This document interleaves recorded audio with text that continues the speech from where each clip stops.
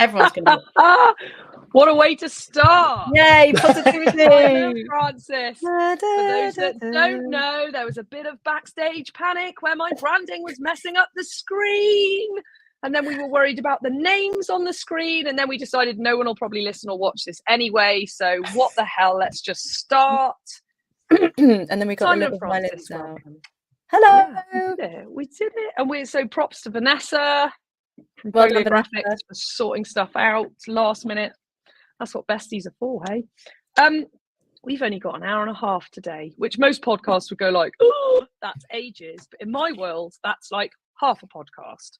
So everyone who's listening is just going to have to trust me when I say these guys are freaking awesome at marketing. And I'm not going to spend lots of time going into their backgrounds and their stories and all the context, because I want to get into the like juice of what they do now and the magic you work and the amazing marketing stuff that you weave that doesn't make me feel icky when I read any of it and all of that. So listeners, you're going to have to trust me. If you want to delve more, Google better, bolder, braver, and stalk them online.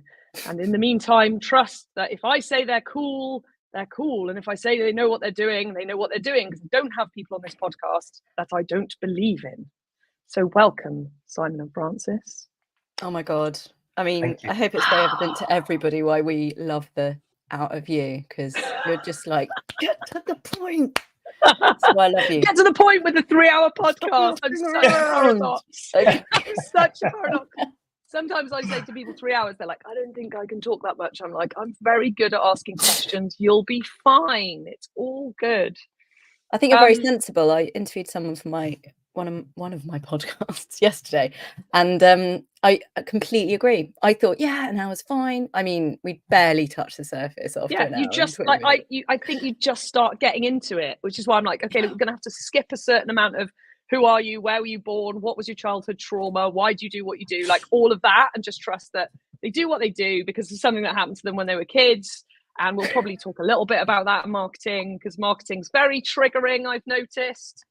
And I've just noticed that something that's very distracting to me, that I'm going to hold the line, callers.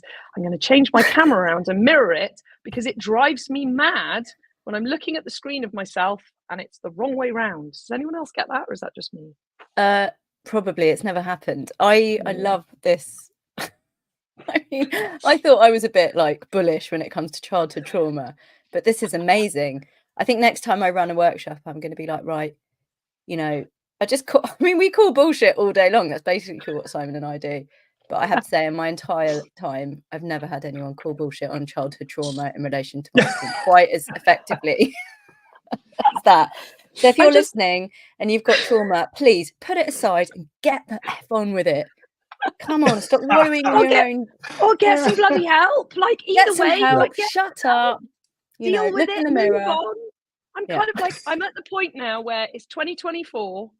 And if you don't get that stuff that happened to you in your childhood might have an effect now, you've been living under a freaking rock. So either ignore it or get some help, but let's not pretend that it doesn't exist. It drives me mad. Oh my God, I love it. I'm like, thank you. Get a freaking therapist, people. Thank you. Can I quote you on this? I say stuff like this all the time to my clients. They're like, oh, this sounds like, go and see someone. Do you know what we should do? I think we should partner with therapists. I don't know why I haven't thought about this before, but like, I don't want to, like, I'm not qualified, and I partner with plenty of therapists. What? Have you not got? I partner with loads of therapists. Have you not got that trick yet? It's like I haven't done it yet. Oh, you so need to. One of my biggest referral partners are coaches and therapists. Yeah, but you see, we work with coaches all the time, so we're really lucky. Because 100% of the people we work with are very emotionally intelligent people who are already processing their own stuff. All day long, I get people saying, can't you let therapists into the community? When are you going to open a community for therapists? And I'm like, they're very, very different. It's like saying run a business for plumbers and run a business for builders and just assume that because they both work on houses, they're going to be very, very similar people. And it's like, but another conversation.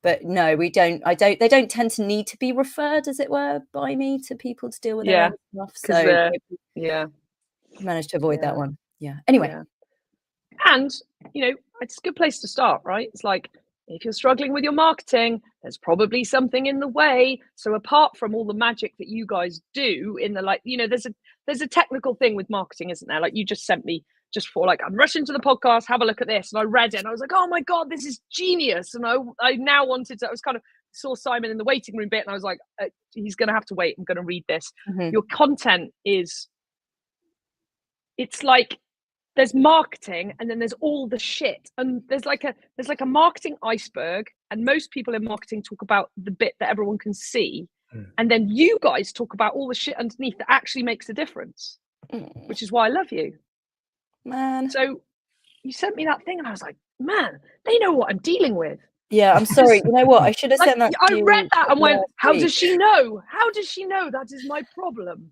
I'm sorry. I should have sent that to you last week because that's so your vibes. And then I was running home from Barry's and I was like, I wrote this thing over Christmas and it was basically inspired by Alex Louise, and I'd gone and forgotten to send it to her ahead of the book. Amazing.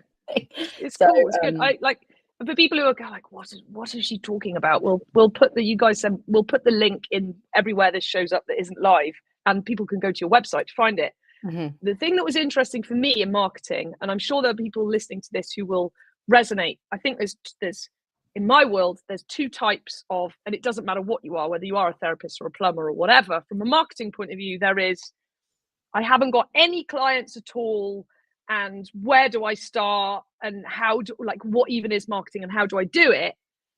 And then there's this other camp, which I put myself in, which is why I then struggle with I need to do marketing. I'm like, I've got too many clients and I'm overwhelmed and I'm struggling and I want to keep growing, but if I keep doing what I've been doing, I am literally going to die under a just mass of too many and burnout and all of that world. And so the questions that you asked on that document I was starting to read very quickly, it was all about that. It's what actually, it's not, marketing isn't just, I think lots of people think marketing is just selling. Marketing is if you ask all the bit underneath the iceberg, like you guys do, it's why are you doing it? What do you actually want for yourself? All of that. Mm-hmm. And what most people don't realize is that if and when your marketing's successful, the irony is your problem is too many clients. Mm-hmm. And then going, now what? And I don't think we talk about that in marketing. I haven't ever before until I've got to this place. Mm-hmm. And I've left, when I was in catering, I've left businesses because I got too busy. My pattern is not an issue with selling. As we've seen, I'm happy to chat. And if I'm passionate about something, I'm all in. I'll sign people up, not because I'm selling at them or making them buy. I just go, I've got this. Do you want some? And when I was in food, I went, I cook these sausage rolls for buffets. Try this. And then people would buy buffets, and then too many people would buy buffets, and I'd go, fuck, I don't know what to do. I'll move to Switzerland and run a ski chalet. Perfectly reasonable, right? It is, actually. Yeah, kind of, but not, that pattern repeated. I kind of got to the point where I was like, there has to be another way. So this is where I'd like to go very selfishly. My podcast is a very selfish podcast, which you may not know. So I don't look at the stats. I don't really care what people think. Joe Rogan is my idol.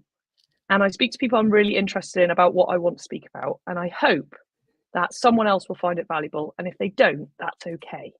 And so far, it seems to be working, because ironically now people have started asking to come on my podcast. I'm like, but I just do this for myself, to chat to someone. Is someone listening? I've spoken a lot now. I just want to get you a sense of where I'm at and what I'm interested in. So I want to hear your thoughts on the 367 questions and points I just put to you. Mm-hmm. Simon, no, I'm joking. I'm going to go first. Brilliant, go.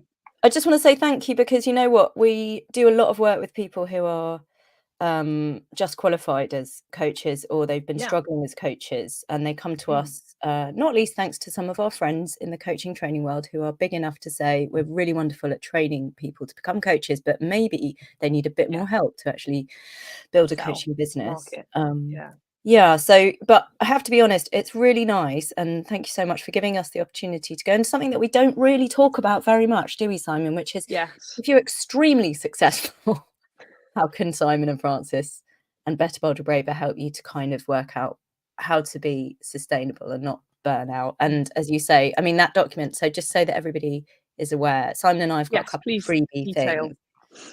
One of them is a great document that Simon put together off the back of writing their book, which is called Reframing Marketing, which is available in all the usual good places.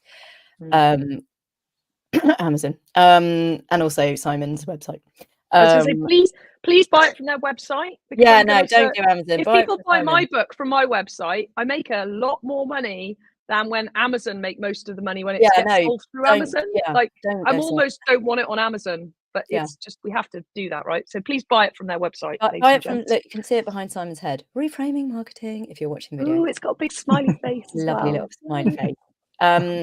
So great marketing plan, thanks to Simon, on our website, which is totally, we don't use the word free because there's no such thing as a free lunch, but there's a download there. You don't have to do much other than give us your email address, which obviously then means you're going to get some emails, but you know, it's there for you to have. Valuable emails, that's the key. You're going to get like super valuable emails. We can talk about that if you like. And then I've just done over Christmas, I just wrote a free and not free, a available to you guide, which is called Starting with the Numbers. And I think where it comes from, I know she's like, so I'm like, for anyone listening and not watching the video, I'm like, oh my God, my heart is so full. Someone else was talking about numbers and spreadsheets. Because usually when I bring this shit up, people are like, oh, don't, it's so boring. Oh, spreadsheets. It's actually the biggest turn on. I never thought of myself as a spreadsheet person, but where I'm at is I've had so many one-to-one clients and they all don't quite know where to start because there's a number of, one of the first things we do in the community is help people sort of really look at their needs, wants, limits, and boundaries. And it's off the back of that we can often work out what we're really supposed to be doing with our lives, as you said earlier. But if you're not quite sure on those, so even if you are a coach or a therapist and you've done all the work, you may not still be quite so sure about your own needs, wants, limits, and boundaries. And of course, these change over time. And people get really overwhelmed. And so one of the things I've realised is a really good place to start is with the numbers. One of the bullshit things that we like to call out is that if you qualify to become anything in life, that doesn't necessarily mean, or if you'd make a decision that you're going to become a thing in life, because again, sorry, we're going to go off on so many rabbit holes, but we are not the coach police. We've got incredibly good friends, such as the Association for Coaching. They're much more qualified to decide who should and shouldn't be a coach. So they do the accreditation, they do the qualification stuff, or the coaching training. If you'd like to call yourself a people helper and you want to help people in the world and you just need more clarity, confidence, and joy in putting yourself out there, you're welcome in the Better Bolder Braver community. We're not going to vet you for a certificate on the way in because there's lots of people with all of the certificates who've been able to afford all of the training or bought into that, and they may or may not be great. And then there's some people who are effing amazing who have not been able to buy like me. I have no qualifications. I could I don't have a piece of paper that says I'm good at coaching. I've got a shit ton of results. Yeah, it might be because I've stood up in front of an audience before and someone's gone, what are your qualifications? I'm like, I have none, but I get results. Yeah, and you know, we are big on not just shouting inclusivity and stuff, but actually really trying to practice it. And yeah, there are some people who just haven't for whatever reason bought into it. So that's fine. So you're welcome. And one of the things that, as I say, we call bullshit on is this idea that you might be able to just do coaching all day long. And sometimes people have got to do another job. They've got to do another job. Or they might be transitioning, so they might lose their minds if they transition too fast, right? Because change happening too quickly can be a bit discombobulating. So one of the things we help people do in the community is think about what I call a work-work balance. We all know what work-life balance is, but I'm talking about when you have to balance two things at once. So when we get the spreadsheets out, we can say, what else are you having to do in your life? And how much time in the day do you have? And I started with me. I can go into the detail about my own financial situation. I've got I'm okay with that. Yeah, no, it's cool. It's good. And then I built these templates, and then I wrote this document to help other people to look at how much time they've got in the week, what else they've got going on, what their coaching product portfolio looks like. Yeah. Once you punch the numbers in, then you get really clear about how much time you've actually got. And so, for example, it turns out I only have time to take on one-to-one client a month. Yeah. Because it doesn't make any financial sense for me to do any more. So as soon as you can then say that with conviction, it becomes also, by the way, quite a compelling offer. It's like, oh, there's only one person who's going to qualify to become her one-to-one client this month. And I've gone from, right, okay, here's my portfolio. I've got Better Build Brave. I've got my new business baby I gave birth to last Saturday, which is called Francis Focal Story Strategist, which is my... And I balanced my time between Better Build Braver, Francis Focal Story Strategist, and drop-offs, pickups, therapy, Barry's bootcamp, yoga. And you've got to look at the week and be like, what am I actually doing with my time? But it turns out I've only got capacity to do one-to-one client, take one-to-one client on a month. So, and then you stop freaking out, because you're like, right, well, I've got the spreadsheet. Now I understand how much money I've got to make, how much time I've got in the week. So, for example, Francis Focal Story Strategist, I only want to work with 2 clients for a year. How did I understand that? From the numbers. Yeah. So now, am I like looking to build a newsletter list of 300,000 people? No. I've got to build like 10, 20 really beautiful relationships and be extremely discerning about the kind of businesses that I have worked out through my positioning geek out are the ones I want to work with for me. Yeah. And that's what you also need to do, because anyone's going to pay you to work with them because you're brilliant. But it's, who do you, Alex Louise, love and want to surround yourself with? Yeah. Anyway. It's such, I can't underline what you've just said enough. There is so much delusion in the self-help setting goals world around, like, this like your existing life not being taken into account first and then seeing what's left. It's just not talked about. People don't do that work, and it's brilliant, because like you go, I've got space for 1 client a month, and then you sign up that client, you go, I'm a fully booked coach. It's like, you really are. Like, you could call bullshit on it, because it's like, oh, you only got 1 client. It's like, who cares? That's all I've got space for, so I'm fully booked. And it also sets up for success rather than setting up for failure, because most people, when they set their goals, they've just completely set them up to fail, and then they feel miserable and shit about failing, even though it was obvious from the start that there was never the time to do that.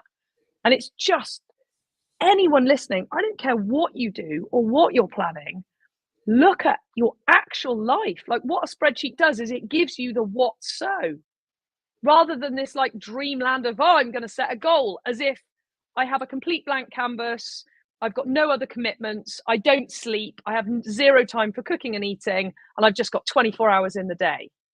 It's like, no, you don't. Even ring fencing, just getting up in the morning, like needing a shower. I thought you were going to say something else. We can, if you like. That one too. But it's so important. And I think the other thing that I really want to underline in what you're saying is, this stuff ain't sexy, folks. Oh, but it is. Sorry, it really is. The results are sexy, right? But I have to say, I quite like, I don't know if it's, I haven't had a diagnosis of any kind, but I have to say there's nothing better for me than like blocking out all of the other scary stuff in the world and just being able to put some data in a spreadsheet. I actually found it quite meditative, quite frankly. Yeah, but I agree with you. I love it. But getting people to do it, it's not the like, oh, buy this Bitcoin and you'll be a millionaire by next month. It's not that kind of sexy, which is what people seem to want. But don't you find because I've only just launched this document, and Simon always says you have to talk about something 11 times for people to start, for it to land. Wow. So I've got a few more times before people understand that there's this document available to them that is not going to cost them any money right now, that they can have. And I'm really happy to jump on a call and show people my personal numbers and to take them through the spreadsheet. And the people I've done that for have been like, oh, this is really sexy. Yes. Okay, I'm going to go ahead and do that. Yes. Yeah. You've got to get them there, though, right? Because the freedom I got over Chris, like, this has happened to me in my life, literally the last few months. Last year, I was going, what the fuck is wrong? Why am I like stretched from pillar to post? And Sophie, God bless her, who is like the other mum to my children, who was our nanny when the kids were younger, who now is just a brilliant friend who comes for dinner every Thursday. She went, well, when I worked for you and there was no school run, she went, you could work when the kids were little, you could work till 5 o'clock. I had dinner on the table and you had a full day. Now they're in school, and Rupi's only in school 4 days a week. And you pick them up from school and you have to get dinner on the table. So you have less time now than you've ever had having children. And all of a sudden I just went, oh my God, how have I not seen this? Because in my head I'd gone, oh, when they go to school, it'll be the same as having a nanny where school holidays don't exist. And it's like that revelation was so freeing. Nothing changed in my life, but the knowledge of I'm not going mad, my time has vanished and I've not been present to it. It's like a drug. This makes me quite emotional because are we going to talk about the parent thing? Because it's, I mean, my husband recently just let me know that we decided to send our child to a local Jewish school, which was very difficult for me because I'm not God-fearing and I have an interesting relationship with religion. And if you'd said to me 10 years ago, you're going to send your child to a denominational school of any kind, I would have laughed in your face. But it's an extraordinary school.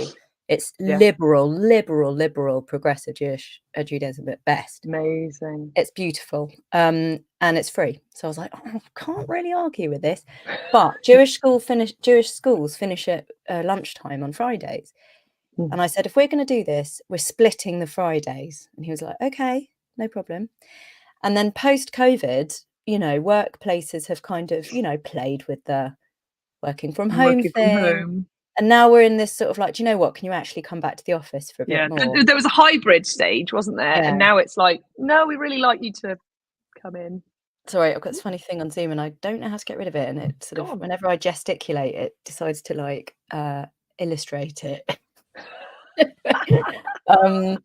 So yeah, and he was like, I'm really sorry. And he's an amazing dad. Like he's super plugged in, possibly more domesticated than I am. But he was like, I just can't be taking half days. And he runs a team in the city and, he's like, nah. So I'm now having to pick up all the half days. We've had to, the help that we've got at home, we're now paying more to make sure that she's keeping up with market rates of what she should be being paid. And that's really important to us. But that means we couldn't afford to have her as much. So I've had to cut her hours down. Yeah. So I've just launched my own second business. And it turns out I've got like 7 hours less time than I did before. And I'm like, what? So I really had to get the spreadsheets out. Because like you, I just was like, I don't know how. But actually, it's because of this. And it's because I have to be fair to Simon. Simon, who will get a word in. We'll let you talk in a minute, Simon. At some point. And I think Simon's we'll have our own podcast one day, Simon, just you and me. Simon's hardcore about the cold, hard light of day and can probably, I think what we'll do is we'll shut up in a minute and let Simon wax lyrical about this because it's something that I've learned from Simon about. But about when Simon finished their book, Simon said, look, I'm quite tired now. Kind of need some time. And I was like, well, we're not going to not do this anymore. So we're going to just reshape things a little bit. So we had a little chit chat about how we run Better Bolder Braver and the limited company and all the rest of it. And it was thanks to that conversation that I got my numbers out. And I was like, has Simon got a point? Like, does this make sense? And thanks to that conversation, I was like, I need to make quite a lot more money.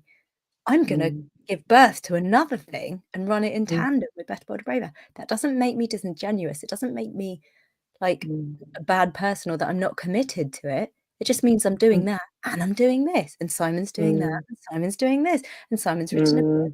Simon runs a web agency and we also, you know what I mean? That's fine. Yeah.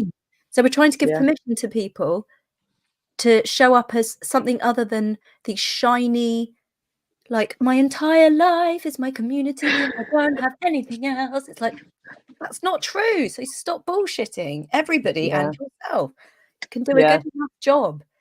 And we're going to trust you more if you're honest. And if you can show your own boundaries, if you're a parent and you're able to put down clear boundaries for your child's going to grow up a lot more with a sense of safety. And I'm all Montessori, don't get me wrong. But, it's like, would you like an apple or a pear? Oh, thank you. You've given me some choice. Yes, it's a bit Derek Brown, but ultimately I've got a clear sense of there being boundaries around it's apple or pear today. And that's I think what we're trying to do is like, here's the boundaries. Let's help you within that space. Right, I'm going to shut up. Before you, I'm Simon, I'm coming to you. I just want to, I haven't written anything down yet. I'm having a lot of conversations with women more than men, because this is when children are small. Please, everybody, don't get bloody offended. I'm talking in general terms. The dads out there who are doing the brunt of the thing, I got it. It's like, this is a generalized conversation. I'm a female, I'm accountable for where the children are, and I'm the main responsible, So Owen can come in at 5 for tea. He's brilliant. He takes the kids to school. He's always home by 5. Everything else in between, school holidays, a whole lot, I will make sure the children are either with me or with someone else. He doesn't have to think about it. And what I've noticed is this, like, I was in school. I think we've all grown up in this timeline where women have, go to work, it'll be amazing. We've all gone to work. And then biologically, or because we want to, or for whatever reason, we've had children, because that's what we do. And then we've tried to do going to work, which I actually in my head now think of as we've gone to work trying to be men, and we're not men. And then we've had kids as well, and we've gone, I'm going to be a woman and I want to look after my children, and I'm going to be responsible for the kids like that. I choose that all day long. Fine with that. This is not a make wrong of men. I think men are fucking brilliant, and I would not like to be a man in this day and age. And then there's this time when they're small, and there's like, it's so intense, and then it sort of changes, and then there's the school year to deal with and school holidays. That's just the most mind screwing thing I've ever dealt with. Like, it's so counter the work week, and then they leave home maybe or maybe not want to see us if we've given them the apple or pear choice and loved them. Hopefully they come home at weekends for Sunday dinner. If we've been a bit twatty, maybe they go fuck you and don't come back for 10 years until they've had their own kids, and then they realize how hard it is, whatever. But it's like, there's something about what you're saying, and like this, like, dealing with the what so, but also understanding these like waves and things of just what we're dealing with as men and women when we have kids and when we have lives and businesses, and taking all that into account, rather than just being this sort of, I'm in work, I'm going to do work Monday to Friday, 9 to 5. Can I also say, like, we talk about niching a lot and how specificity is really useful, because then people know you're talking to them. Let me be really clear. So to your point, there's a very specific time where women like Alex, Louise and I were lucky enough, privileged enough to go to schools where they said you can do what the boys do, but nobody said, but by the way, you've got wombs and vaginas, so you're going to be a bit fucked. Really sorry about that. So we 10 years into your careers. We went off, we got 3 university qualifications, and then it turned out we were going to get fired for being pregnant in a tenuously legal way. We were going to have to choose to get a 3-day-a-week admin job in between kids, blah, blah, blah. Okay. Plus, that's reality point 1. Niching qualification point 1. 2, COVID. 3, like, there's some very specific things that literally this year, some of us are experiencing the combination of, and it's mental. Like, the environment, the Middle East, COVID, motherhood, feminism, put them in a pot, mix them together, and out comes women like us today. So what we're talking about when we do numbers with women like us today, for example, is looking at Thank you for articulating it like this. Do you know what I mean? It's like the specificity of that. It's not just all women of all time, all parents of all time, all people who've been through COVID. It's like these women, that time, who became mothers then, blah, blah. You could add in, I had a cesarean and then I had a relationship with breastfeeding. It's like, just add it in. Go on. Put it in the combo. Like, but I'm saying we understand. Like, when we're talking about the minutiae of like why you're feeling like this. Yeah. Brilliant. Thank you. It's big, everybody. And you thought we were here to talk about marketing. This is marketing, everyone. Poor Simon. This is marketing, people. the nuances of life and all of it. Simon, what do you say on this, on all of these things? Bring us back to the masculine side of the world, where things are a bit less emotional, a bit more structured. This isn't a make wrong of women and men, everybody. I'll underline it again. Everyone gets so upset these days when we distinguish that. I love that. You've got a womb and a vagina and you're going to have to deal with having children. It's like, why did no one say that to me when I was in school? My God, it would have saved me a lot of pain. Simon, what are your thoughts on marketing? Or on anything we've just said? I think there's a real tendency to, when you're starting your own business, to look for someone to emulate. And I think there's a lot of people out there who are putting forward a very Instagram friendly vision of what they're doing with their lives, be that personal or business. And it's all bollocks. There's no point mucking around. It's all bollocks. If you've posted it on Instagram, it's probably bullshit, because you're just trying to fit in with Instagram. It's like, what's real is what you say to your friend when you're walking in the park, or you say to a close group of friends. When you post on Instagram, it's just shiny nonsense, isn't it? But like, the places people go looking, and I'm not judging anybody for looking in these places, is that sort of thing. So when people go, I made $100,000, and they give it all I did all this shit, and they put a big number up there, and they're like, this is what I do, and this is what I do in my life, and I drink this thing for breakfast, and I do this thing, and I do all this. This is my life. And they try and emulate it. And essentially what people try and do sometimes is they try and build someone else's business, but with their name on the door. And it's really fucking hard to keep up, because it's not your business. It's not about you. It's not about your needs. It's not about your wants and trying to fit around your life. You're just trying to be that person, trying to look like that person, feel like that person, present like that person. Or worse, be that person's avatar that isn't even real, right? Yeah, it's like, exactly. Massive. And I find it generally takes people about a year to work out, look, the people they're trying to emulate are faking it. And then they're just like, shit, now what do I do? And that's generally where they come across me, Francis. Because we don't give it all that 100 grand nonsense, 10x your blah blah. It's all bollocks. It's all magic beans. It doesn't work. But once people have figured out that doesn't work, and they're then like, fuck building their business, I want to build my business, then we're here for them. And that's why I think, looping back round to the top of the conversation where we said about sort of being true to yourself, in the sense of getting honest with yourself, which is the first step in building your own business, is being completely honest with yourself and saying, like, okay, what have I got capacity to do, and how am I going to make what I need to do work with the capacity I've got? So yeah, I think that's kind of one of the things I see. But the other thing that came up earlier in the conversation for me was a thing that I worked through with a coach. So we had I still have an agency that I run with my business partner, Ben. We've been going 20 years. And in 2015, we had to make a lot of people redundant because we overstretched, and we had a salary monster to feed. And everything we were doing was just throwing money into the mouth of the salary monster. And it was just a shit business to run. And not to say that the people in the business were shit, they were lovely. The business is hard. The nuts and bolts accounting level of the business was just throwing money into a monster's mouth, and it was horrible. So we took the very difficult decision to make a lot of people redundant. Long story short, we started working with a business coach to guide us through that process. And in doing so, the first question he asked us was, when we had our very first session, so we just made a load of people redundant, we're having to rebuild the business. First thing he said was, how do you know when it's finished? We were like, what do you mean, how do you know when it's finished? It was almost finished last month, and we had about 400 quid in the bank. And he's like, no. That's when it's like dragged to an end because you didn't make a plan.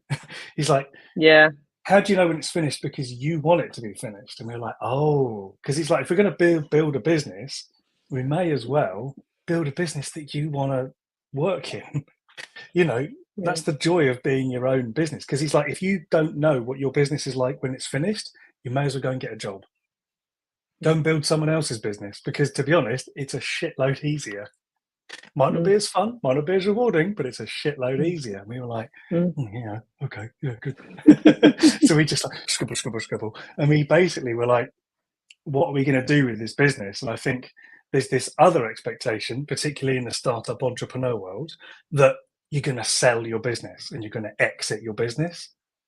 And I would say for the vast majority of businesses, that's never going to happen, because your business is worth fuck all without you. Because when you stop, the business is stopped. Worth Yeah. £0. So me and Ben, if we're not in the business, Yeah. what have we got? We got a couple of computers, some websites. It's not much, really, is it? We could probably sell our clients' support packages over to another agency. Yeah. Maybe make a few grand. And they might leave. Yeah. Really, what's the value? So that was a really important thing for us to realize, is that when we're building our business, we're not building our business to have a star exit, to have a big cash finale.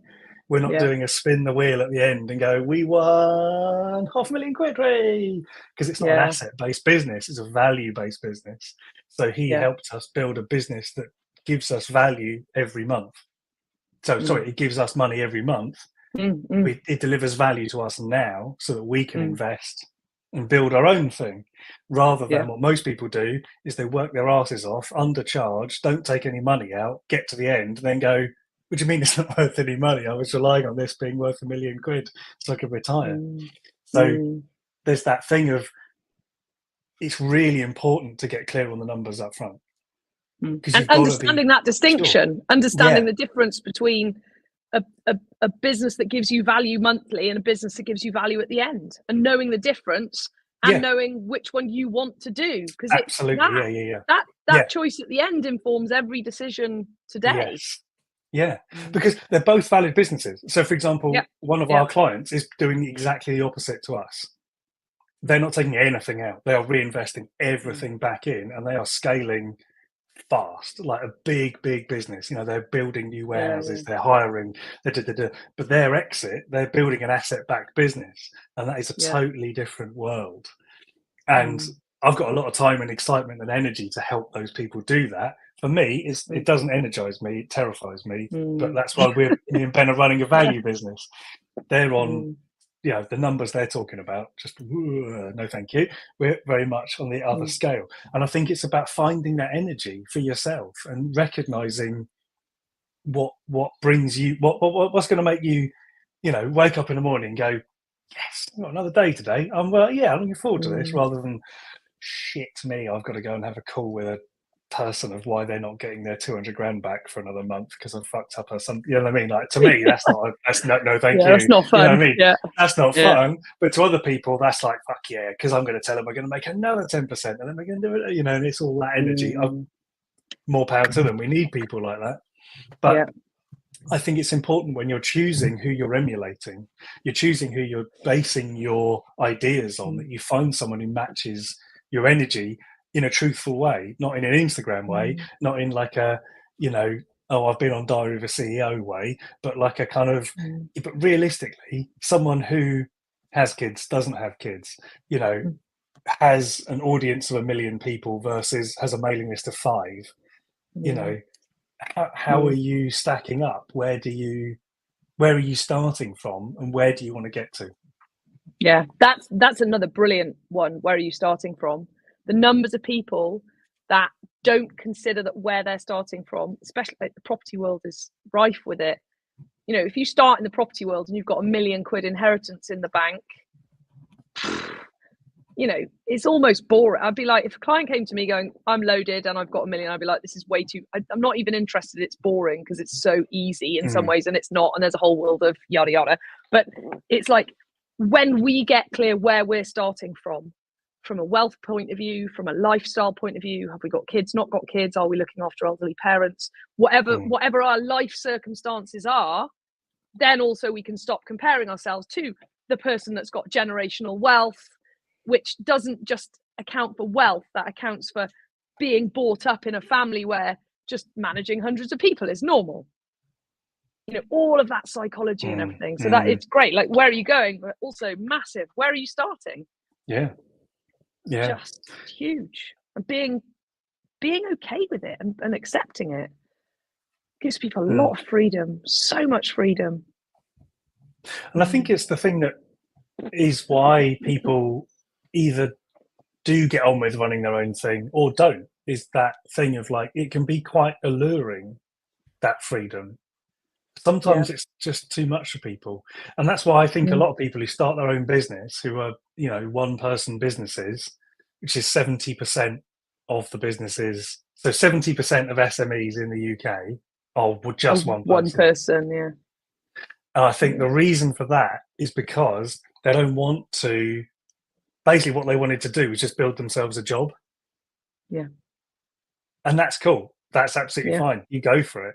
But I think it's that difference, isn't it? Of like, it can be alluring, the freedom, but then also the freedom can be really scary and can be, you know, it can run close to the line a lot of the time.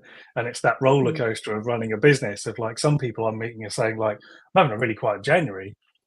And I'm like, January is our busy month, you know, so it's a very different thing. But that roller coaster of, you get used to it after 20 years of doing it. You get used to the fact that there's ups and downs. But for some people, if they've left a job and they've got on the roller coaster and then go, oh, it's not for me, I'm getting off next time round. It's like, I see why people go back to having a job if they're thinking like, oh, actually, it's very not for common. me. Completely get it, because it's like, well, I mean, our business coach was like, I will help you get a job if you want a job. You know what I mean? It's like, that serious, knowing really that we wouldn't, but it was it was fun getting him to be like, go and look for a job, go on, just see what the options are. And it was like, I don't want to, you can't make us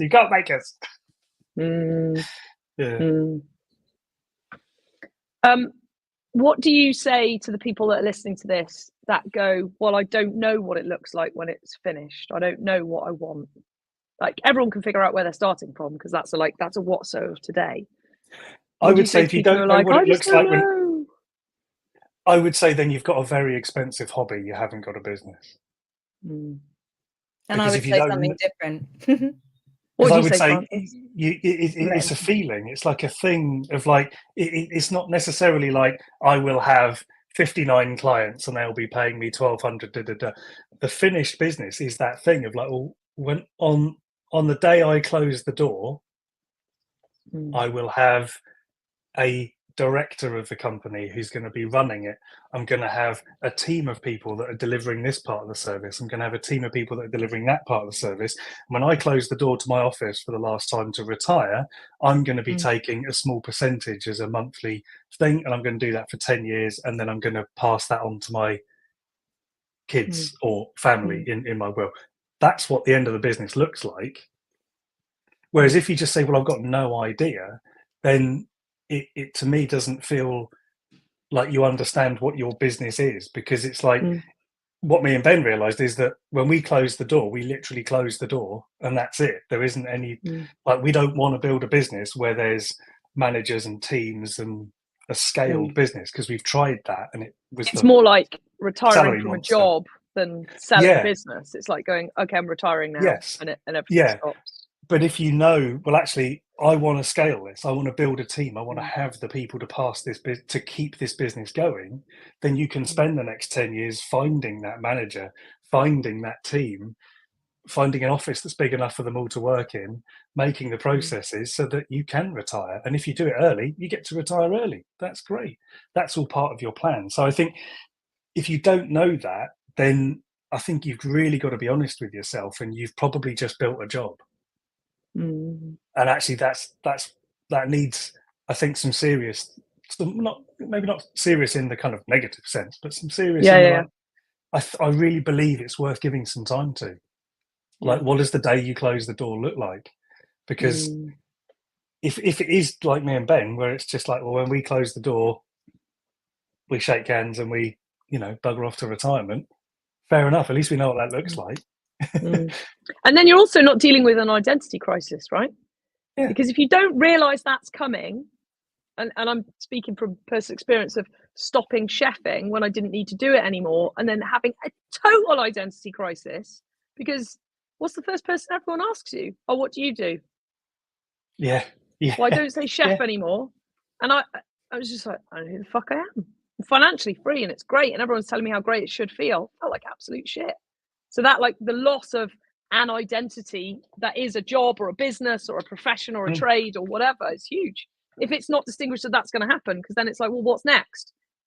Which is another, in my opinion, important question. When you close the door, what's next? Yes. Yeah. As well, right? It's like it's Yes. almost a never-ending, like, when's it finished? Before that finishes, what's next? So there's a managing. What were you going to say, Francis, about that? I think this is where it gets really meta, because one of what I've realized is one of the most important things that Simon and I can serve to people is some transparency about different approaches and the differences between people. So I would say yes, and to Simon's thing, please understand that Simon's values and Ben's values are extremely key to Simon and Ben. But that doesn't mean everybody is going to have a similar way of thinking. And the way we try to demonstrate this the most clearly is that Simon is extraordinary at planning. And we talked about this 3 years ago, I have come to understand that the only way I can do marketing is very spontaneously. So I never put anything out unless I'm completely inspired to do so creatively in the moment. And that's the honest truth. I have all of the time in the world for a plan. And actually, I probably do plan to some degree. But we have quite a different approach to marketing, and neither one is the right one. And so we often say it depends. That's kind of unfortunately our favorite phrase, because we get so many people saying, what is the right way to do ... And so one of the big permission slips that we try to serve is, look, I'm really sorry to say this, but there just isn't one way. It's all about, to the point of this conversation, who you are and what your needs are. So I don't share the same view on building a business as Simon. I do not have clarity about either Better, Bolder, Braver or Francis Fogel Story Strategist in terms of what I want them to be. So much has happened to me in the last 3 years since Simon and I built Better, Bolder, Braver. I could not possibly have imagined what I needed from it. If I'd imagined what I might need, and this comes to my niching, favorite niching phrase, which is niching for now. So we don't, what we're trying to help people understand is you are not nailing your colours to the mast. If you decide that you are a this, that and the other coach for this, that and the other person, it's just where you're at now. Think of it as a campaign. And I need to do this. I've just started a new business and I've built the website and I've launched the website and I've got some lovely comments on LinkedIn and whatever. And now it's like, now what? So now I need to actually go out and find some people. And I might well need to be very specific to a group of people for a little bit of time so that they know that I understand them. And I can go into detail about my ideas about that because I'm getting really excited about that. But so I'm all for kind of, what's the word, like kind of micro planning or iterating, but with a view that you don't know necessarily, and that's okay, what it looks like, and you just trust in the universe that it's going to serve you what it needs to serve you, which is quite a different outlook to Simon, and I'm just offering it because that's why you guys are so great, right? Because it's just such a plethora of ways of doing it. Well, I think it's important. And, as I say, we do try and demonstrate diversity as best we can. And if we were to get so carried away with the idea that there was the best way of viewing business, we may well not do a service to those for whom that doesn't resonate. So it's important that we say, we give a very compelling, as Simon has, argument for why it makes perfect sense. And I think what Simon's talking to is, and I think you picked up on it, Alex Louise, is to avoid an identity crisis. But for those of us who are not, scared of an identity crisis, an existential crisis now and again, I'm getting used to them. Well, you come to, I think, the other thing that we didn't mention in our list of things that people like us are going through right now is our age. And Simon and I are deeply immersed in conversations, not necessarily on our part, although me slightly more than Simon, but amongst others about, midlife crisis, I'm obsessed at the moment with the perimenopause. Then you've got lots of men, you know, you made the point about not being a man. Should we call them people with penises? I'm not really sure how to qualify that, but anyway. Let's just call them men and go with that. That's still okay. I don't know. Because You know, I can't buy people into who the have madness. Sorry. who have for whatever reason fallen into the male role in life, typically male role in life. You know, there's the sort of second mountain male crisis thing. And, you know, so the age of the 40s is also really difficult. And if you're not, you know, able to weather the storm of an existential crisis, I would argue, yeah, you need therapy. A bit like what coming back to the original point.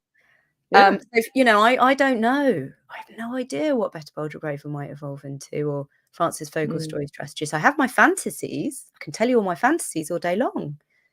But those fantasies might change. They were quite different 2 years ago to what they are today. And those undulate, and being a woman, you come to understand that you can be one person in spring and another person in summer and another person in autumn and another person in winter, and that happens every month. So you just come to accept that one changes. So all I'm trying to offer here is for now. And your conviction about today might be different next week. But don't give yourself a hard time about it. You're not a failure, therefore. Yeah. And it's, my coach would call it signs of life.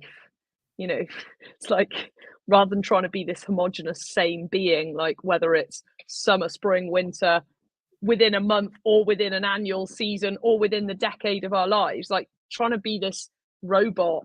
I mean, that's why a lot of people have an existential crisis as well, right? It's like they just try and be the same all the time, and you can't, you physically can't on many levels.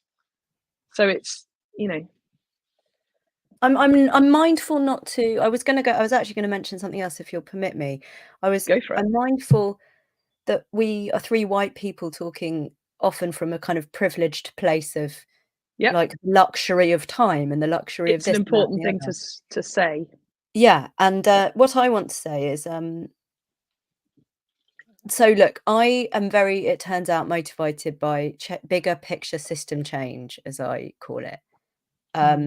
I would like to continue Better Bolder Braver, you know, into the future on the basis, as much to do with how much money I make from it, on the basis of what it serves to the coaching community. So the more and more that Simon and I get to talk in this way about calling bullshit on marketing in the coaching industry, the more I feel we're doing a service to helping people get out of their own ways as people helpers in the universe. And my idea is that the democratization of like self-awareness is the thing that I will die feeling I've been of some service to. And that probably is about, yes, as I say, there's a privilege to that, sort of putting that line in the spreadsheet. And then I have to say that I'm extremely aware that for lots of people, that's completely irrelevant, inappropriate, just not a turn on. There's a lot of people in our community who are like, I'm not politically minded. I'm okay with whatever. And frankly, my father's dying. I've got a child with this. I just want to pay the bills. So I'm good to just like heads down, build my thing. And when you ask me if I've got a big system change, my answer is not really. And that's totally fine, right? Yeah. But if like and it's important to say. Yeah, I mean, it's fun. And it's normal, there's actually. No one way. There's no one way. You have to just understand who you are. But if you're like me and you've got a big picture system change, so therefore you don't want to burn out because you want to keep on serving, in my case, the coaching industry or purposeful businesses in London and the Southeast so that they punch with or above the big boys economically, which is what I want over there. Yeah. You can't burn out. So what does that mean? You've got to make it work financially. So what does that mean? You've got to be confident so that you can price assertively, so that you can be clear, so that you can get out your own way. So that's why we get the spreadsheets out. It might be to change the world. It might be to pay the electricity bill. Exactly. And the thing to say as well is that everybody goes through that. Like when I was building my portfolio, I didn't give a shit about anyone else. To be really straight about it, I was building a portfolio. Now, it was done with passion, and making sure the houses were really nice, because I'd lived in some really shitty rental properties. So it wasn't all just like, we're just going to make money and fuck any principles. There was some care there. But really, I was like, I need to put my own oxygen mask on first. I've got to sort my own finances out first. Can't be doing with anyone else. Once that was done, it's a different stage. It's like, oh, okay, I'm all right now. Where can I add? Where can I help? What can I do? What can I change? And it's also understanding that it's like, if you have to pay your bills right now, don't waste your time trying to feel bad about not saving the world, because your world, if the bills aren't paid, is going to implode, and you've got to take care of your Oxygen world mask. Oxygen mask first. And it's like, it's so cliche because it's true, but also the problem with cliches is we all go, yeah, I know, whilst not knowing, whilst feeling bad for not contributing to the world, or understanding which freaking political party to vote for or not, or what on earth to do. And I think it's important for everyone to be okay with wherever you are, and whatever your current world is, that expands. Like, as finances expand, it's just a metric for measure of like what capacity we've got. As we grow and have more money, we have more capacity to go and help. But trying to help when we haven't got our own shit together or our own bills paid is devastating in the long run, because we're not going to help anyone, because we'll be a mess, and then we're gonna need help from other people, never mind be looking after our own stuff. So I think Simon was going to interject after my little tirade about bigger system change. What were you going to say? Well, I was going to say, I think, look, it doesn't necessarily matter if what you have decided is that you want to build your thing for now. I think it's just important to recognize that that's what you're doing, because I think it's this thing of like, if you're continually thinking that you're going to build a multi-million-pound startup and sell it, but you're essentially just focusing on paying the bills, then you're lying to yourself. And when you're the boss of you, lying to yourself is a really bad thing to do. It doesn't end in success in life or business. And I think it's just part of that work that people find a time in their lives to do. As you've hinted at, it generally is when your age starts to begin with a 4, people start to be like, I've been telling myself some really weird lies for a few years now. It might have got me through some bad times, but actually, is this the lie I want to keep telling myself? Being broad brush here. And I think for some people that can be life-changing. For other people that can be, actually really empowering. However you want to frame it. So I guess when I'm sort of waxing on about this sort of what does it look like when it's done, it doesn't have to be very specific, but I think it is just worth saying, for now, when it's done, it's going to be like this, to give you some, because I think one of the other things it can really help you with is burnout, because it can help you know what to say no to, and it can help you know what to say yes to. And it's that thing of like, so for example, if someone came to us now and said, I've got this financing deal for you, we'll give you £500,000 and I'm going to charge you 1% interest on it to grow and scale your agency. Do you want to say yes? Me and Ben would be like, nah, because we don't want a scaled agency. Like, we don't want all the hassle that comes with that. I like being able to go for a swim after work, and taking on £500,000 financing. That's goodbye self-care, because suddenly all my business activity is how the fuck am I paying back this guy's £500,000? Do you know what I mean? Like, so it helps you work out what's a good deal and what's a bad deal for you. And I think if you're building your life, which is when you are your own boss, includes your business, it's important to be true to yourself.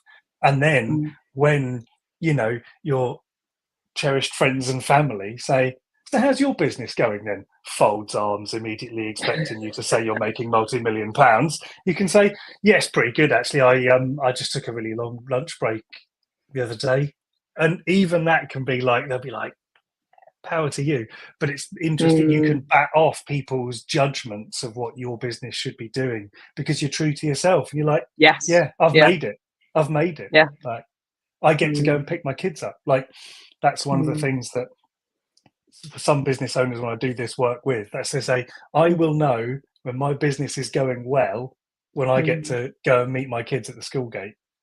Can I just say, I think we're And you're both just like, collectively saying the same thing, right? Which yeah, is, yeah, yeah. and I 100%. want to, I Yeah. want to kind of epitomize it like this. We're really lucky that we've been asked by the AC to run. The AC is the Association for Coaching, one of the biggest international bodies that look after coaches, as I mentioned.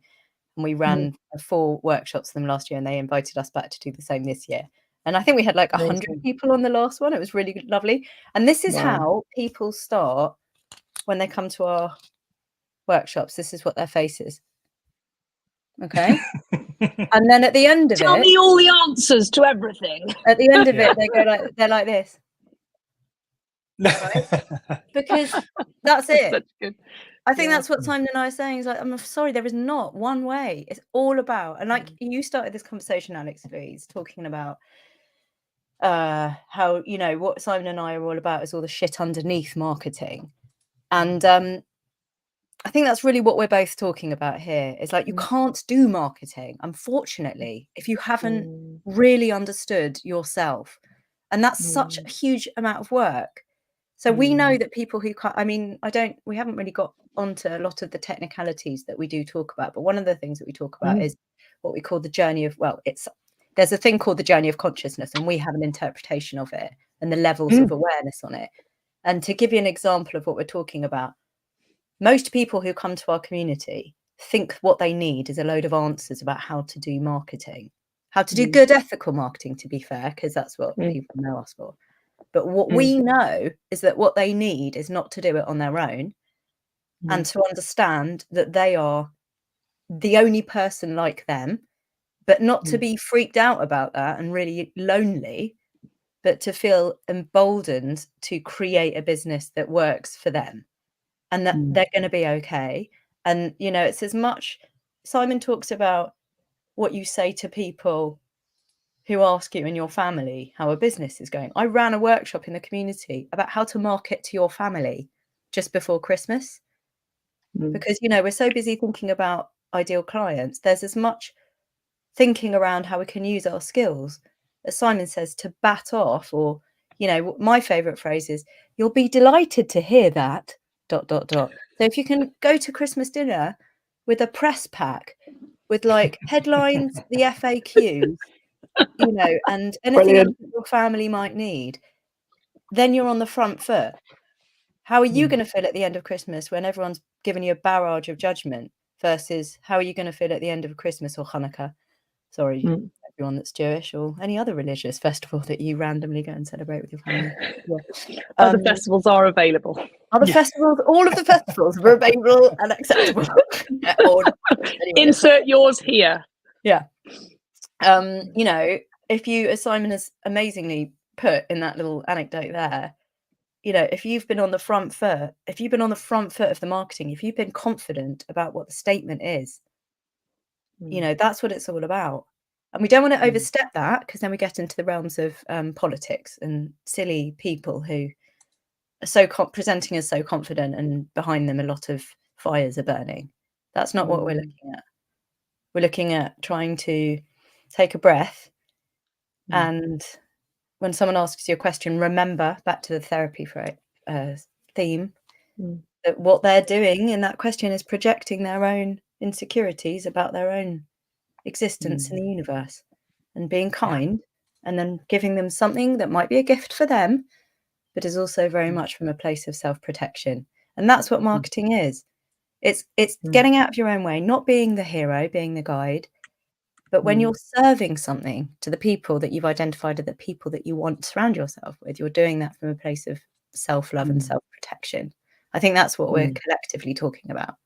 I think it's really nice to talk about it in those terms. You know, the number of clients that I have, and I would consider myself a past people pleaser, is that whole realm of, it's unboundaried, over helping, over giving, you know, over everything at the expense of ourselves. And I think it's a really, really vital conversation, because if you're not the, you know, the like work 24/7, go getter, ruthless, you know, maybe slightly more narcissistic type, then it's gonna fucking hurt. Like, business is gonna hurt if you don't learn. I mean, I call it becoming unfuckable with. Like, if we don't learn that for ourselves in a loving way, I don't mean that like, don't be a dick. We've got a rule in our community. Don't be a dick. You know, it's so important. And also, and know that self-protection. you can be fuckable with. I'm not sure where this analogy is going to go. This analogy might fall apart at some point. But you know, to give you another example, I've got to ask someone some business advice. Do you know who I'm going to? My competitor. So there's someone up north called Karen Webber who runs. Hey, Karen. Hi, Karen. I love you. Goodness. She probably watches this going, Francis. No, she doesn't. I'll tell you why. So she introduced me to the ethical move, which became the thing that Simon and I realised was like the most amazing thing that we were going to cheerlead, which is all about, you know, doing good ethical marketing in the world. So thanks to Karen for that. But we've acknowledged that we run very, very similar businesses with very, very similar ethoses. Ethosi? I don't know. Sorry, plural Latin for ethoses. I left school at 15, Francis. I have no idea. Latin, sound like a white flat. You know, but so yeah, Karen runs a community for other people helpers. She's up north, I'm down south. I've got some business advice. I'm going to her. Right, I'm being pretty vulnerable there. We cheerlead the shit out of each other on LinkedIn all day long, because even though we should be competitors, we're actually a bit obsessed with each other because, of course, we love what the other one's saying. So instead of like pretending that we don't, we're just like, oh my God, like that's amazing. Yeah.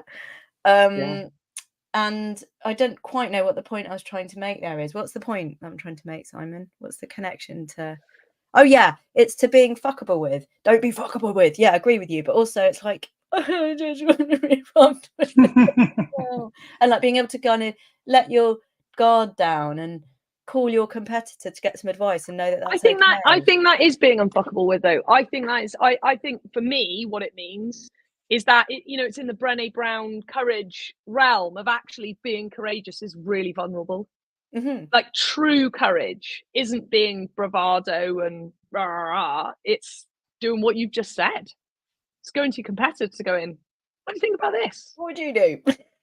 Yeah, like the numbers of people who do not, I mean, I don't know, you know, what you guys think about it, but I'm forever like, pick up the phone and speak to them. Like this, like other people in the same business. I'm forever, you know, coming from the restaurant and catering industry, I'm like, God, if you guys would just bloody work together and share information and like build events in the same town together, like it's mind-blowing what's achievable. But everyone's like hunkering down, going, oh, they're my competitors over there. I don't know, I'm laughing. It's not funny. My child nearly got killed in a pizza restaurant that will remain nameless recently. I've got one child's we've all got something. That's the headline. So don't go, I'm so sorry, small violins. But one of my children has got multiple severe life-threatening allergies. So it's kind of like one of those things that we've got to be quite scary. Careful. It can be quite scary, but I'm smashing it. I know exactly what the questions are. I know what my limits are, blah, blah, blah. So this gets into a really great example of what we're talking about in a minute. But you would assume that some of the big chains, don't trust big chains, are really good at managing allergies. And one of them I'd love to feel like that, but I just generally avoid them like the plague for multiple reasons. I know. Allergies, but let's trust. But you hope that you can trust that more than and it's like generally, so I mean, to be fair, and I'm happy to name drop, you know, the like Greg's won an award recently for being incredibly allergy friendly. We've got a lot probably we could say about Nestle, but I just want to say I found out the other day that a couple of months ago they've invented the first vegan Kit Kat. Brilliant. My child's allergic to dairy, eggs, sesame and nuts, which makes life fun. Anyway, the point is, I'm trying to tell you the story because so we went to this place that will remain nameless, and I gave really clear instructions, as I have to. Went through the allergy menu, got them to write down the things, blah blah blah. Off she goes, comes back. My son's literally about to take a bite out of his margarita, and my husband's like, "Stop! Is that real cheese?" And I was like, "That looks suspiciously like real cheese." So I'm like, "Sorry, you know how I said definitely vegan cheese because he's allergic, life-threateningly to dairy? Did you tell that to the, yeah?" Anyway, what turned out is that she'd put it in the computer, and the chef who was standing right next to her by the pizza oven when she put it in the computer, who was going to cook the pizza, she didn't turn around and say the words to the chef. She just put it in the computer and then out came. And the chef didn't know. And I was like, she was like, "I'm so sorry that literally it was a computer situation." She's like, "I'm really sorry. I put it in." I was like, "But isn't that the person that just made the pizza, like literally right next to you?" And she was like, "Yeah." I was like, "Did you like tell them with words?" She was like, "No, I didn't." I was like, "That's probably I don't know what's going on with your computer system." But to your point, it's like people don't turn around and just go, "There's a kid there. By the way, don't put cheese on their pizza. Don't kill that kid." He's fine. Razzy's fine, everyone. But like one of the reasons why I built the business I've just built now is that we realized that we couldn't go abroad really at this time because it's just too much of a faff. Can't be asked. Like, I can't speak fluent Greek, or I can speak a bit of Italian. I wasn't going to embarrass myself and put other people out by going and trying explaining all these allergies in hotels that are the only things that parents with young children can bear to be at, which are these awful all-inclusive hotels with buffets, right? Anyway, like, I go self-catering, but I was a chef for 17 years, so I don't feel like I count in this conversation. Well, we do go self-catering really easily. We do go self-catering, and then we get down the line of like, well, if we're going to pay to be in our own house, do I want to pay for a load of flights and blah blah blah, and then deprive the children of being in those lovely kids club places which we hate, but thinking about them and not us and blah blah. So what we've done over the last 6 years is we haven't gone abroad. We've saved money also because we worked out that we spent £61,000 since November 21 on Razzy's medical bills and nursery because of COVID. We fell off the NHS radar, understandably, because they had some other shit to deal with. But we we'll let them off the hook on this occasion. It just is what it is. So, debt stuff. Let's not go abroad.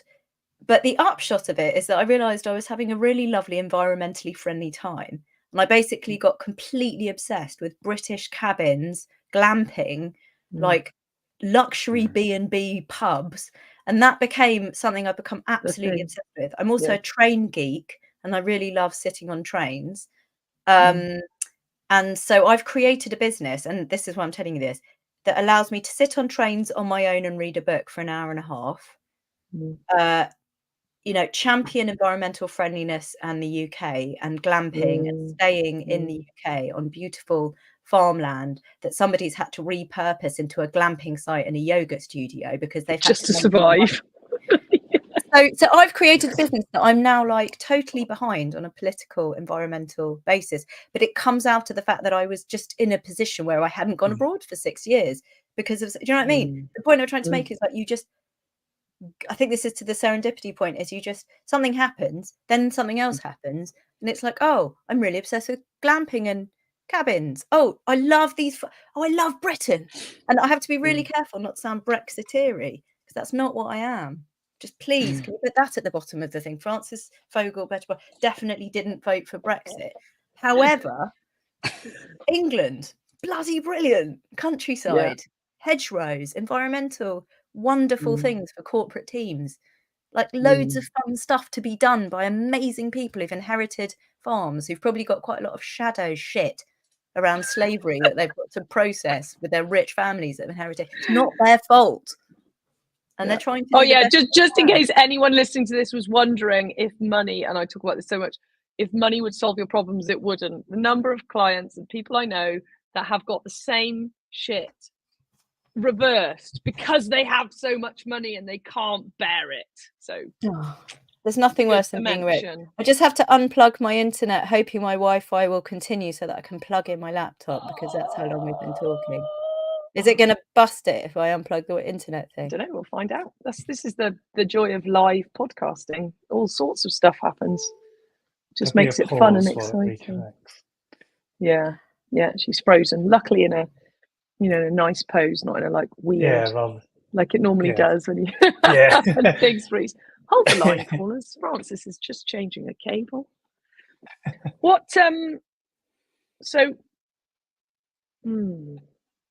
I love this conversation. It's like when people want to talk to me about money and they just want all of the like, well, just tell me what to do with money and then they'll be okay. And it's the same. I love that the way you guys are with marketing is how I am with money. It's like, well, I love that. It depends. I've written it down. My version is in compared to what? When people go, what about this? I'm like, well, compared to what? Like, what about this deal? Compared to what? Oh, we've lost Francis. This will be fun. I think she can just come back in. I can add her in again. Yeah. So after people have done that, okay, this is where I am. This is where I want to go. Done enough work to have some kind of idea of even just being clear of, I don't really know what it looks like when it finishes, but I'm aware that I don't know what it looks like when it finishes. So they've kind of done that piece of work. They've done what's my best guess at when it's finished? Where am I starting from? And a good like review of where I've started from. Where do they then go? I think then it's into thinking about who it is you want to work with, particularly mainly from a coaching consultancy perspective. If you're selling products, it's a little different. If you're selling something else, it is quite different. But if you're in the sort of coaches consultancy world, which is where me and Francis are, that's where most of my clients are as well. So it's a good place to. Then who is the place to start with? So there's two ways of working out a business. You can either work out what you want to sell, so you can design your product and go, this is what I'm going to do, and then you can go out into the world and find people to buy that thing.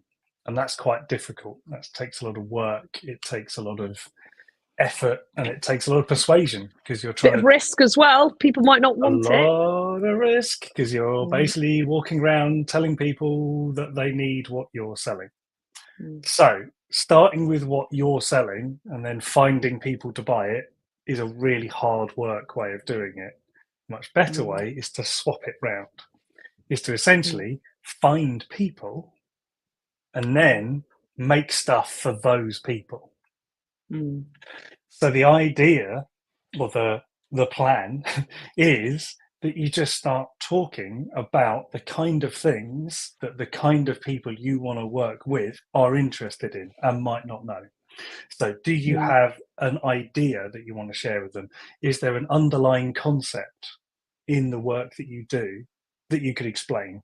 Is there a question that you get asked all the time that's actually really simple, but a lot of people don't know? And you share that content and you show up regularly and you become dependable, you become reliable, you become the person to go to who knows about the stuff. And eventually those people will start saying to you, hey, I really like the way you talk about that. Is there a way that we could talk about that? Is there a way that I can buy a thing that helps me do the thing you talk about? And people will actually start telling you what it is they want to buy from you. And then all you've got to do is say, yeah, sure, let's give me some money for that. And then you call it a product. It's like, and the rather that way is the easier way into selling yourself as a expert person, coach, consultant, mentor, guide, however you want to show up. And it may be that you have trained in a specific process. It may be that you represent a company, that has a specific coaching modality. Yeah, exactly. In which case you are starting with a product, but simply going, I do this product, I deliver this product, means you are in a price market, because all it means is, well, who else delivers that product? How much are they charging for it? Therefore, you're comparing price. Which is what a lot of therapists get into, right? So like trained as a reflexologist, for example, reflexology Inc. sets a kind of, well, it should be about this much an hour, and you're into exactly that. So although you are a people helper, you've ended up in a almost product place. And then you're in a race to the bottom. And as Seth Godin says, the problem with a race to the bottom is that you might win. Worse still, you might come second. So the thing is as soon as everybody's saying, well, how much is it per session? You're having the wrong conversation. that's not relevant. It's of no relevance to coaching. The price per session is the least important question. Basically, if people end up talking to you about price, it's because you give them nothing else to talk about. So if people keep coming to me, well, people won't pay for my sessions, people won't pay that much for my sessions, it's like, well, because you're not telling them all of the great stuff that's going to happen. And it's not about saying value stack, value stack, value stack. That can be a bit weird in the coaching consultancy world. What's better is to get people so curious and so interested about the ideas, concepts, theories, beliefs that are involved in the sphere of your work, that they just want to know more. They're fascinated. They want you to turn up and just keep talking to them. And essentially, they pay you to do it. And at that point, all you've got to then do is package up you talking about it and doing your work into something that they want to buy. So that would be my sort of philosophy of how to go from, I want to build a business around that, to getting paid for it. Sorry, I had to jump. That's right. I hope you can hear me okay. I decided to instead unplug my mic and all good. Sounds fine. So also I just wanted to add on to that. There are some people that we respect very much who are of the school of mind that you can, perhaps not put your prices on your website and enter into pricing conversations, especially when you're talking about very high ticket things. And that's the best way to go around pricing. Now, Simon and I don't know. I think we both sort of I'd certainly feel more comfortable. And we were talking about boundaries and clarity before, about being quite clear, actually, what you're going to be charging for what. Not least so you can build that into a spreadsheet, but also because I think it makes people feel safer if you have the confidence to say this product costs this. Albeit, to Simon's point, so I'd say I charge $1,500 for 6 months with me, and we talk about what the 6 months feels like in terms of an experience and what the outcomes might be. But I'm quite clear that it's $1,500. Why? Because I have to be. And I'm not in the business of, and I don't have time to be having these kind of magical conversations with people where there's absolutely no sense of any price at the beginning of them. And people are not clear when they come to a conversation with me, whether I'm talking about 200 quid or 48 grand, and for me, that just doesn't work. And like I said, we've people we love very much who are all about pricing conversations. But I would say that in addition to the clarity about the product, the ability to articulate price, but then, as Simon says, to quite quickly move away from the number and to talk about the outcome of the, and Simon's got a great question. I'm sorry, I'm going to steal it from Simon on this occasion. I've never done this before. But what would you do if you didn't do this? It's such a great question and really helps somebody pivot away from the price and into the real realms of what would somebody really be doing to resolve that point of tension that they have, that they clearly come to you with some level of consciousness of, some level of awareness of wanting to resolve. And they can play tricks with themselves otherwise if they get into the weeds about price, as if that's the thing that they need to be deciding on, when I think we're doing them a service by moving them away, like you would a child from a fire, into what they really need to be thinking about, which is why are they doing this and what else would they be doing? And if you can say, look, it's $1,500, no, I'm not going to have a long conversation about it. Can we move on to the more important questions? Personally, I think that's of greater coaching service in the pricing conversation. Yeah. And it allows people to work out whether it's within their budget, even if it's a bit high and they go, oh, I'm not sure I could afford it, but at least they stand a chance of going, it's worth me using my time and the coach's time on this conversation.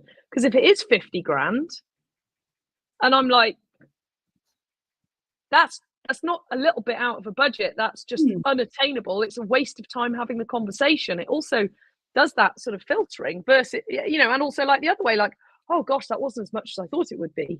It's like it just gets it out the way. And there's always different schools of thought, isn't there? Yeah, and everyone's got to figure out their way. Absolutely, and people who like to enter into pricing conversations are doing a great service to them in terms of their own discernment about the kind of people that they need to be working with, because the friends of ours that I'm thinking of who enjoy those conversations are probably people who need to work with people who also enjoy those conversations. So that's their positioning and their discernment in having worked out that the kind of people that are their ideal clients are people that they can have those conversations with. So all we're talking about is the discernment of who is your ideal client, right, Simon? It's no right or wrong. Yeah, I think the pricing is a whole it's just so personal to both you, the person setting the price, and the person assessing the price, and finding that balance between value and price is such a it's always moving. It's like being on a seesaw. It's always in motion. There's never a point where it's 100% right. It's always sort of in flux. But I think when you're getting started, the temptation is that you need to have a defined product and a defined price to start.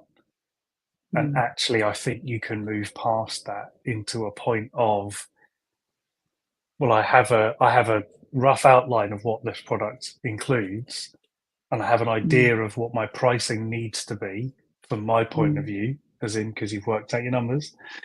And therefore, now what I need to do is to go out and get some people interested enough to ask me about the product. Because, as I said, the other way round is really hard. Going to find people to persuade them that they need to buy what you've just spent hours coming up with is really hard work. Like if you're Coca-Cola or Pizza Hut, that's literally your job. But if you're a coach, you can't walk around going, you look like you need coaching. You, that one there. Coaching, please. Join the coaching queue over here. We have coaching products for sale. Come and buy our coaching products. Nobody doesn't work like that. You're not, Whereas, as I say, it's all about showing up consistently and building trust is the way to get people so curious that they ask you to work with you. That's the dream. I think the other thing that I've noticed is that people are kicking the can down the road when they're furiously like getting a logo right or working for ages on a name or doing that thing with a product. It's almost an avoidance of putting themselves out there to say, this is who I am.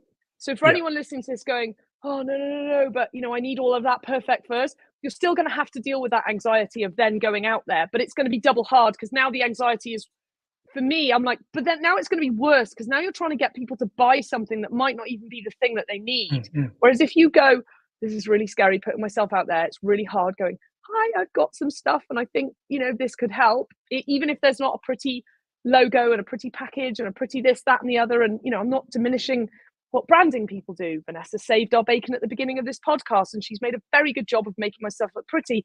But I did that after about 4 or 5 years in business when I went, oh, this is working. I think I need to start looking a bit professional. And then we did some branding. It's that, like, check in why you're avoiding having conversations with clients. Like, what are you scared of? They're humans. And there's also some reality stuff to share. So one of them is the 11 times thing. So I'm really sorry, everybody. Spoiler alert. People are not literally waiting for you to say stuff all day long. And actually, you need to say it 11 times for them to even start listening to you. And by the way, if you're actually vulnerable, so I would love to earn £1.5 grand a month from one-to-one clients. But when you've had a sort of month or two where you sort of forgot to sell your one-to-one stuff because you were building your new website, and then you're like, oh, but actually, if I sold a one-to-one package this month for half price, that would be better than not earning anything. So how can I do this in an ethical way that makes me not feel like what I'm doing is having launched this product now looking like an idiot because I'm offering a 50% situation? We've all been there. We're all literally doing it all day long. It's okay. So let's not get by unethical marketing tactics like ticker timers, where it's like, you've got 24 hours to buy this thing, and then the ticker starts again the next day, or early bird you know, there's all sorts of things that, you know, look, we have views on. A lot of people have, again, this is, oh, sorry, let me just turn off that alarm. That's the alarm saying we all need to shut the No, fuck that's up, and it's like very 12 I was going to o'clock. say I'm going to need to wrap Who up. does in have a moment. meeting? You literally do have a meeting. This is like Yeah, this is why I do 3-hour podcasts, everyone. Get into it. I just want to say, I think that you have covered off most of the ground, and if anybody would like some, just to let's have a end look there, at our because like view. there will be people going, I want more of this. This Yeah, is magic. just check out the website where it's all there for the taking. And we rant about this stuff a lot. You can put into the, we've given you a little searchy thing on the website. So if you want to put in ethical marketing, pricing, whatever, you'll probably find that we've written a blog post about it where you can have a little doodle. And we're really interested in other people's thoughts. I think the conclusion is everybody's different, and you know, that's cool. And what I want to add to the end of it, because what we've told everyone is that there is no answer. It depends. There's niching for now. You know, how do you know when it's finished? Where are you now? And it's all a bit like, the gift that you may not have heard in this that I want to explicitly end on is that actually what you're saying is that a lot of marketing is noise. And you just mentioned some of them: ticker timers, early birds, pressure, selling, dealing with like all of that. When dealing with you guys, which is what I love, which I want to say it explicitly, all of that just falls away. It's like, no, we don't do that. You don't have to do that. And that's not making that wrong. But if you want to be in a place where you're doing marketing that's like, okay, I feel all right now, this is it. Like, this is like when people say ethical marketing, these guys are literally it. And although it sounds overwhelming initially, because we're saying, well, who are you and where are you going and what's the meaning of life? Actually, once that's decided, all of the other stuff's really simple. And I think that's the bit that we haven't then got into, but we kind of can't, because we don't know what, if you're listening to this, we don't know what your simple is until you answer that complicated bit. But once you know where you're going, picking which and how marketing's, it's really simple. And there are lots of, there might not be one, but there are many fun, creative marketing things that that's what we teach in the community. It's like all of the, and then you can pick and align. It's aligning and congruent and fun, and it's like, oh my god, marketing doesn't have to be this big horrible scary thing that I have to deal with because I'm in business. No, I love it all the time. I literally market all the time, and I just love it. And that's where people need to get to with marketing, I think. And that's what you guys do. And that's why I love you. And that's why, for anyone who is listening to this going, oh, that was a lot, it's like, it is a lot, but actually it's the answer to not just your marketing. It's the answer to peace in your personal life, balance, your kids being happy. Like, it's literally the answer to everything. That's right. Brought to you by the guys that do ethical marketing, which is fucking, like, that's a big gift, and that's a massive value add that people probably don't realize that they're going to get from you unless I say it explicitly. So we do need to wrap up because you guys are crazy busy, and I request that we do this again at some point on the next season so that we can continue this conversation. I thank you for your time and your attention, your sharing, and being the voice that is often not heard. That's the thing for me. You know, the 10xing and the doing more and the being loud and all the Instagram stuff we talked about at the beginning. If we don't have conversations like this, there's nothing to counter that. So I really appreciate you like giving the time to people to listen, to understand that that isn't the only way. Thank you. And for anyone listening, if you got this far, I thank you for your time and attention, because that's an hour and a half of your day. And I hope we fulfilled it, rather than you going, well, there's an hour and a half, I'll never get back. And I'm guessing that if people have got this far, they're on the same wavelength. So Francis, Simon, this has been I think a year and a half I've been wanting to do this, so thank you so much for everything. And I love being in your lives in this way, and let's find more ways to be in each other's lives. And thanks everyone for listening, and that's a wrap, folks. Thanks very much.